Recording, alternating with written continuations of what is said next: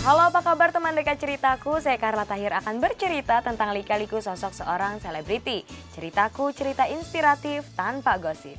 Kecil aku sangat bahagia aja. Aku anak pertama dari 3 bersaudara gitu. Aku anak perempuan satu-satunya. Jadi orang tua aku sebenarnya dilihat dari segi itunya sangat-sangat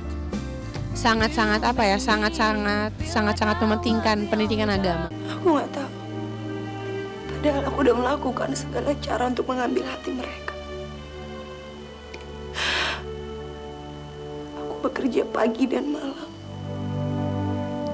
Mencuci. Masak. Darah Arab yang mengalir dalam dirinya menjadi modal baginya untuk terjun ke dunia modeling. Ia lahir dalam keluarga demokratis di Bogor pada 18 November 1985, di mana ia bebas menentukan masa depan hidupnya. Saat masih SMP, ia terpilih sebagai finalis Gadis Sampul tahun 1999. Sejak itu, ia menekuni karir modelnya. Seperti apa perjalanan hidup masa kecilnya? Berikut ceritanya.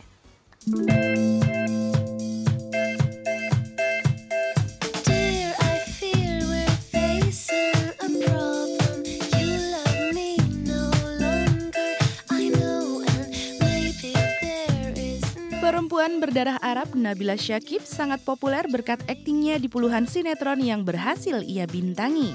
Ia anak pertama dari 3 bersaudara kelahiran Bogor 18 November 1985. Ia terbilang beruntung karena sejak kecil hidupnya sangat bahagia dengan pendidikan agama yang cukup ketat dari orang tuanya. Masa kecil aku sangat bahagia aja.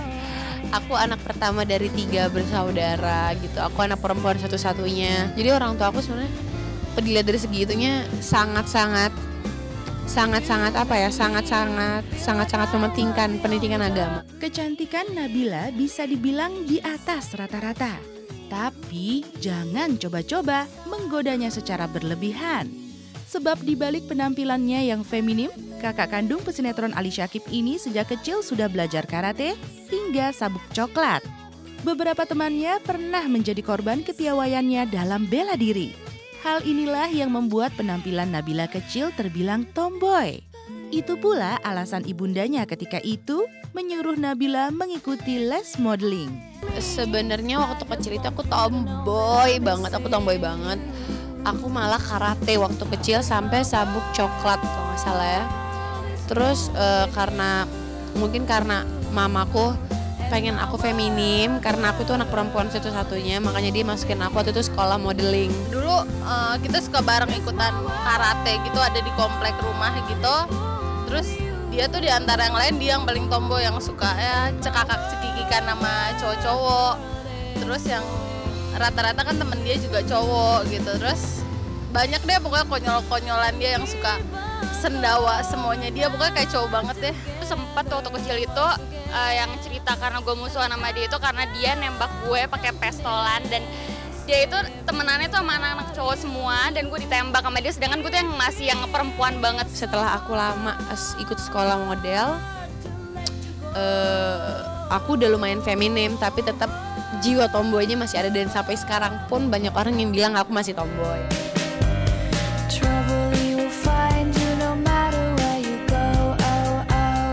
Saat remaja, Nabila kurang begitu memperhatikan penampilannya. Mungkin karena sifat tomboynya masih kuat mendominasi. Ketika itu, ia juga sering berkelahi dengan teman-temannya. Waktu kecil tuh aku suka berantem. Itu sifatnya jelek banget, suka berantem. Terus kalau pergi pakai celana gombrong gitu. Dulu zamannya apa, celana mambo ya, merek mambo yang hitam stripnya kuning gitu, tengah putih stripnya merah gitu. Terus udah gitu pakai sepatu kets, pakai kaos topi di belakang itu udah pakai tomboy banget. Kita kalau misalnya ulang tahun, jadi waktu itu dia pernah nggak ngucapin selamat ulang tahun gitu sama gua, sama ada satu lagi Yulia sahabat gua, terus kita tuh pernah marahan gitu sama dia, terus yang sampai nggak tanya-tanya. Dalam keluarga, Nabila dididik selain mengutamakan agama, juga diajarkan untuk memprioritaskan pendidikan. Sebab ilmu yang didapat bisa menjadi bekal bagi kehidupan Nabila kapan dan dimanapun ia berada. Itulah yang membuat Nabila sejak kecil berusaha untuk sekolah dan belajar dengan serius dan berusaha untuk mempraktekkan kewajiban dalam agamanya. Orang tua aku mereka santai tapi mereka strict gitu. Mereka lebih fleksibel tapi tapi tegas gitu. Gimana ya? Jadi santai tapi tegas. Ya kalau bapak ya lebih utama tuh ke agama pendidikan. Nah, itulah nomor satu menurut dia.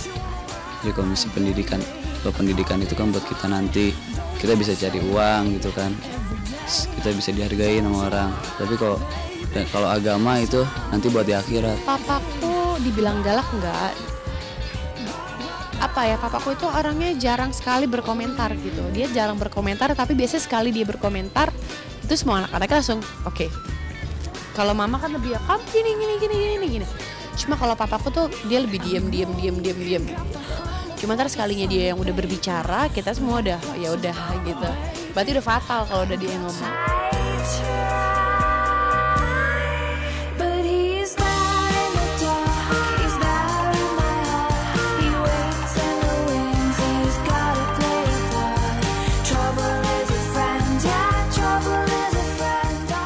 Usianya baru 16 tahun, Nabila mulai merambah ke dunia akting ketika ia lolos casting untuk membintangi sinetron berjudul Cinta SMA dan memerankan karakter bernama Putri.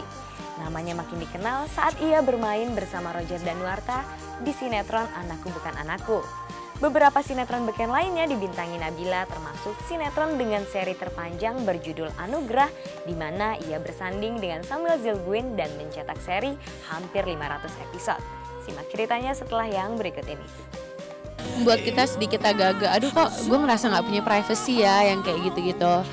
Kalau asiknya ya seru kita juga bisa kenal banyak orang, kita bisa menghasilkan uang dari hasil keringat kita sendiri yang kayak gitu-gitu.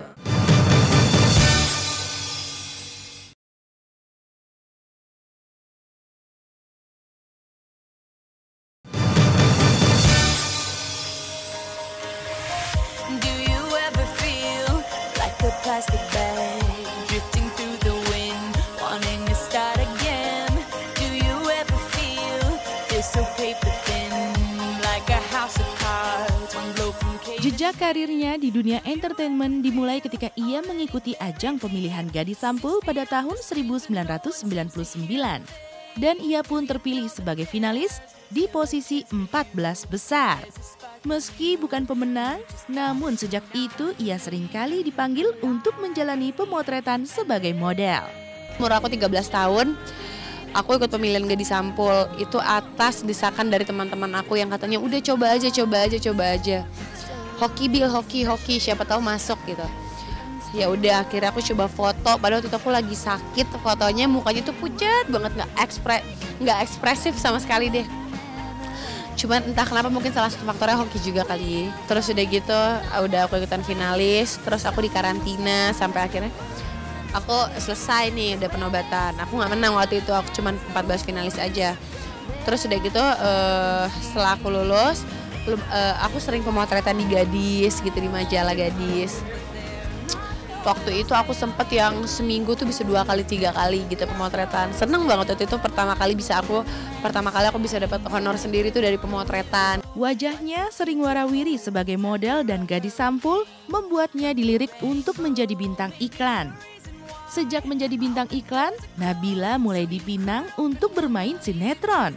Karena dianggap banyak menyita waktu, ketika itu ia sempat menolak. Tapi karena ia disodori waktu syuting yang fleksibel, Nabila pun tekuk lutut saat ditawari menjadi bintang sinetron. Maka sejak usia 16 tahun, Nabila membintangi sinetron perdananya berjudul Cinta SMU dan berperan sebagai Putri.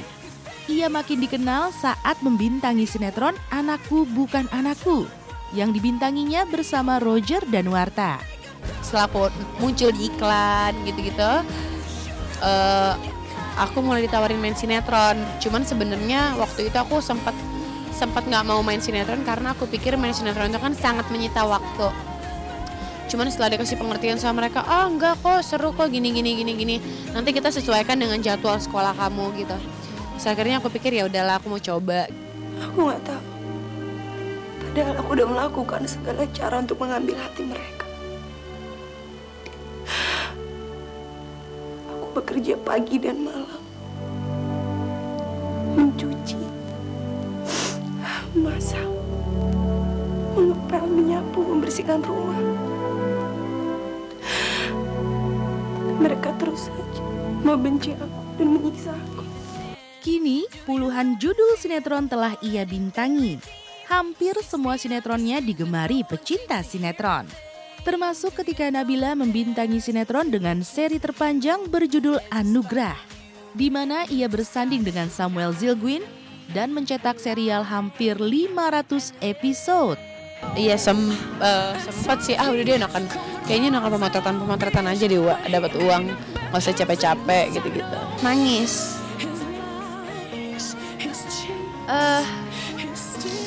Untuk bisa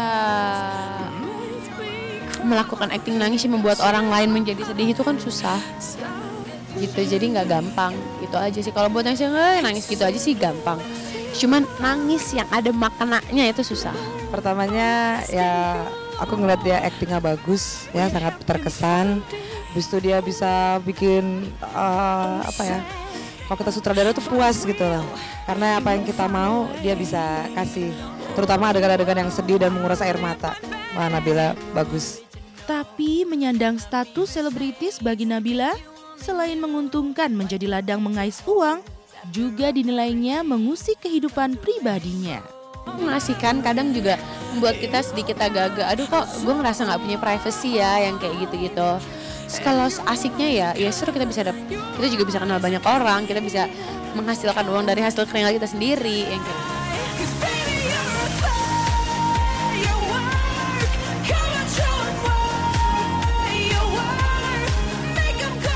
Sukses sebagai pemain sinetron, kakak artis Ali Sakib ini juga membintangi film layar lebar dan iklan.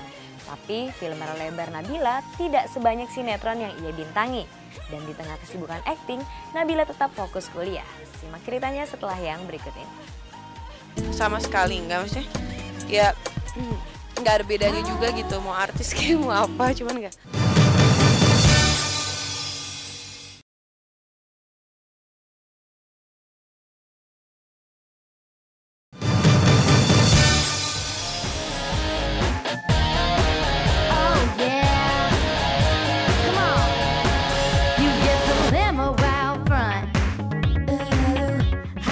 Setelah makan asam garam akting di layar kaca, tahun 2009 Nabila menguji kepiawaian akting di film layar lebar debutannya berjudul The Real Pocong.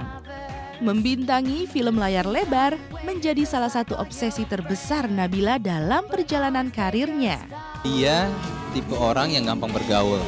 Dia tipe orang yang gampang akrab dengan orang lain. Jadi ketika gue awal kenal dan harus beradegan bareng dia, nggak ada masalah karena di awal kenal tuh dia udah asik, dia udah kita kayak udah kenal lama gitu. Jadi nggak perlu mengakrabkan diri lagi. Jadi ketika kita ketemu di awal, kita udah yang kayak temenan lama gitu. Kesibukan syuting tidak membuat Nabila lupa dengan belajar.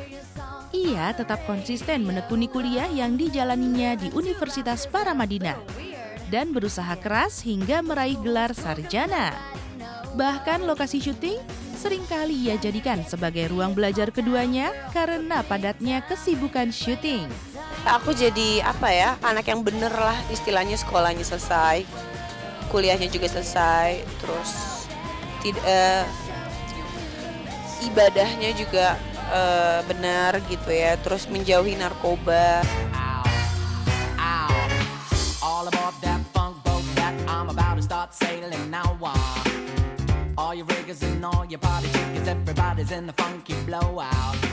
Menunggang kuda awalnya menjadi hobinya, tapi karena ia piawai dalam menunggang kuda, ia sempat berhasil meraih perunggu kejurnas berkuda.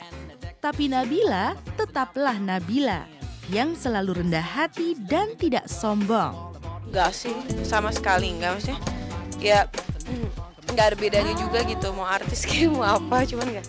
Ya sama-sama aja kok, manusia juga makan nasi juga, tidak perlu jaim-jaim gitu. tunjukin sama semua orang diri kita yang sebenarnya. Paling gue kasih masukan-masukan aja sama dia. Gue kasih tahu kalau misalkan dunia luar itu kayak gimana. Kita juga sering ngomongin, dunia-dunia kayak gitu tuh kayak gimana. Paling gue ngasih masukan-masukan sama dia. Lo harus kayak gini, lo nggak boleh kayak gini, kayak gitu. Jadilah seperti Nabila yang seperti sekarang ini, yang nggak sombong, disukain sama semua banyak orang, dan teruslah jadi Nabila yang baik dan terus spesial di hati gue.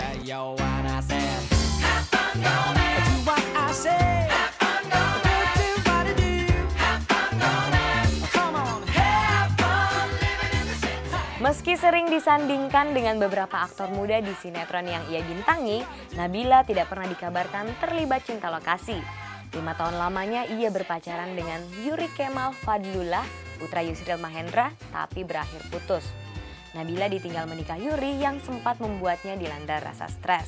Simak ceritanya setelah yang berikut ini. Berapa? 9 kayaknya. 9. Cuman kan gak semuanya serius. Seriusnya baru sekarang.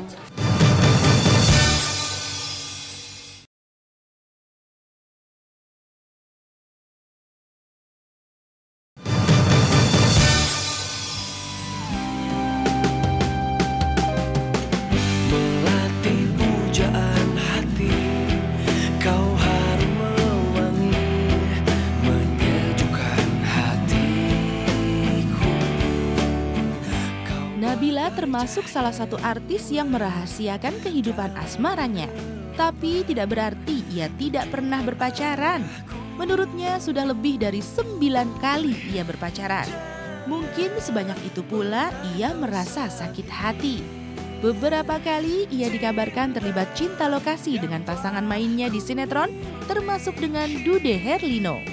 Nggak ada lah ya, karena dari awal gue kenal dia itu juga udah punya pacar, dan gue juga udah punya waktu itu, maksudnya gue nggak ada pikiran sama sekali untuk lebih jauh dari sekedar teman kerja sama Nabila, enggak lah. 9 kali ya, 9 apa berapa? 9 kayaknya. 9. Cuman kan gak semuanya serius. Seriusnya baru sekarang. Nah, satu kali waktu dia sakit hati sama pacarnya, dia tiba-tiba, gue lagi di rumah nggak tahu apa-apa, terus tiba-tiba ya dia masuk ke kamar gue dan tiba-tiba aja nangis yang sejadi-jadinya. Aku sadari kau harus pergi, tinggalkan diriku menggapai semua cita. Aku sadar. Kehidupan asmara Nabila yang berhasil tercium oleh awak media adalah saat ia menjalin cinta dengan putra mantan Menteri Hukum dan HAM Yusril Iza Mahendra bernama Yuri Iza Mahendra. Hubungan mereka yang berlangsung 5 tahun berakhir putus. Nabila ditinggal menikah oleh Yuri. Padahal ketika itu kehadiran Yuri sempat membuat hati Nabila merasa tenang dan berubah ke arah yang lebih baik.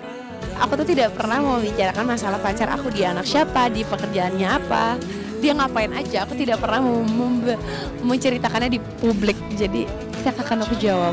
Pokoknya cowoknya Nabila yang sekarang itu bisa bikin Nabila jauh jadi Nabila yang lebih baik dari sebelumnya.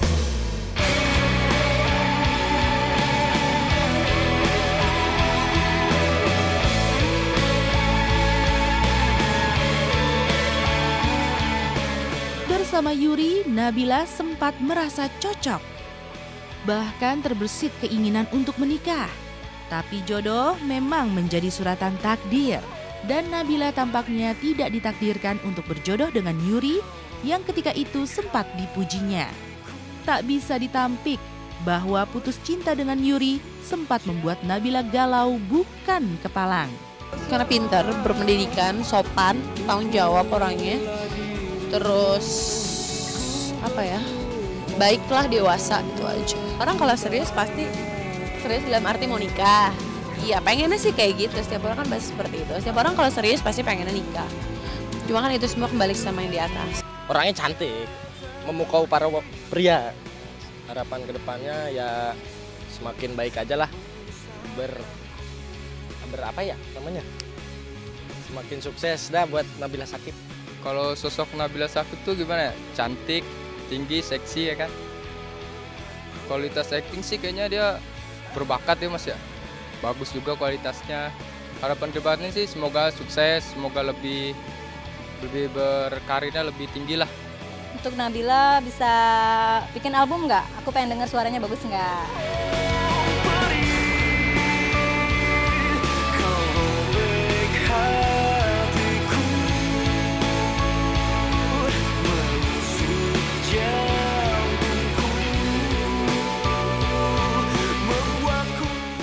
Untuk pencapaian apa yang kita inginkan dibutuhkan fokus, konsistensi, kesabaran, dan kerja keras. Sisanya kita pasrahkan kepada kehendak ilahi. Semoga kehidupan selebriti tadi membawa inspirasi bagi kehidupan Anda. Sampai jumpa di ceritaku berikutnya. Dadah!